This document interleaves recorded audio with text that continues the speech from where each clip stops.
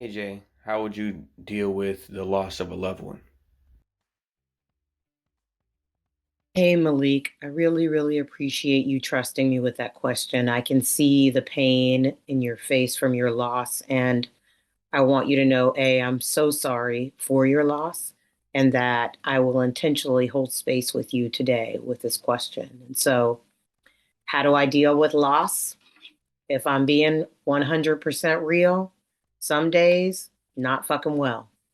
I mean, I've considered myself on my healing journey and have been on it for a while, so I'm aware of, the required life cycle of beginnings and endings. We're all born, so I know that we all will die, but I am a spiritual being sent here to have a human experience with the intention and outcome to be finding humanity in all this shit. And I'm here to tell you that human piece is really fucking real. And so I often struggle with some of the harder human concepts like loss, especially when it's unexpected. I also struggle when it's, known, someone has an illness and they ultimately pass. I still struggle with that, but there is a huge struggle when it comes to unexpected loss or, the loss of a young person, someone who is only in the beginning of their life journey.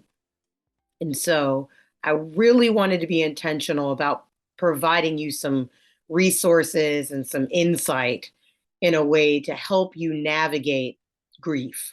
And so I looked up the 5 stages of grief. I knew there were 5 stages. I couldn't fucking remember all of them. So I was like, let me be intentional. And so I was able to look up Elizabeth Kubler-Ross. She is the woman who in 1969 wrote a book that conceptualize the emotions and the reactions of dying and death. And I want to share them with you in an effort to let you know that there's a process to this shit. Like you gotta, it's work, and you can either accept the challenge or not. But she wrote as a psychologist these real responses, reactions to grief, loss as it relates to dying. And I want to share them with you. First is denial. Second is anger. Third is bargaining. Fourth is depression. And then fifth and final is acceptance. And I have, in my years on this earth, many a times spent maybe too much time in one or two of those categories, but ultimately making my way to that acceptance because I believe life is a constant process of beginnings and endings. And so grief is a part of that transition from beginnings to ultimately endings. And so we have to be able to use discernment to decipher with intention what we will invest in and how we will navigate the time when it comes to let it go, whatever that is. And it's not just people. Grief is a constant exercise as human beings.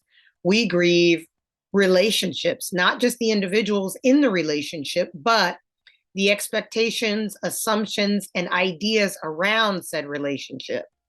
I mean, I'm not just talking about romantic either, professional.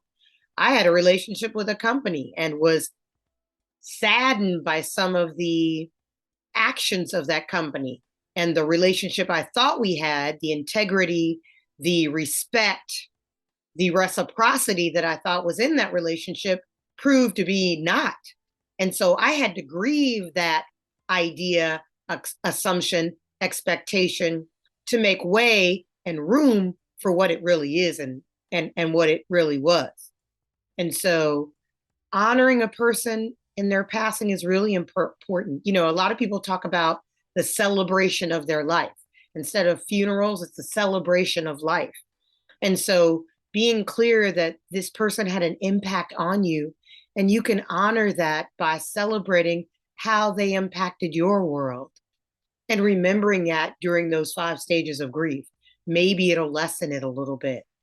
I see grief and loss as a steep, rugged, treacherous mountain that I have to take in measured, digestible bites. I may pause. I may cry about it being unfair, how steep and how far I have to go. I may run up it sometimes. I may slide down because I slipped.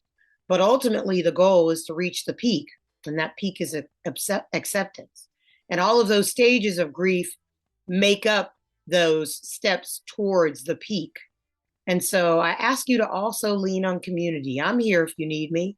Lean on community and not to have them say anything. Sometimes you just need to sit with people and share energy. You don't need them to say anything to you. Oftentimes, you don't want them to say shit. You just need them to sit with you and hold space. And when you do need them to say something, provide you some well placed and calculated life lessons and wisdom.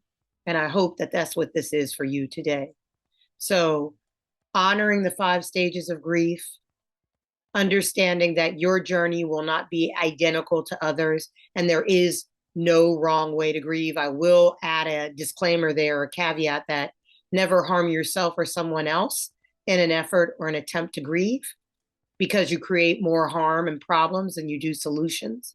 And so, but journaling, screaming out loud in an open space or in a pillow, punching a bag or a pillow, releasing some of that physical response to grief can be really important. But also mindfulness, being, using meditation or measured breathing, quieting the mind or allowing thoughts to come and go without restriction or solutions. All of that can be tools for you as you navigate grief. I hope that's helpful. I really appreciate the question. If you have a question, please feel free to send it my way. I'll answer it honestly and the best way I know how. And if you have answers, share them on my posts. This is a community conversation. Share your experiences. Until next time, know that I'm here and I support you in the only and best way that I know how, through shared perspective. Until next time, please take care of yourselves so that you can feed into a bigger, better, and brighter community.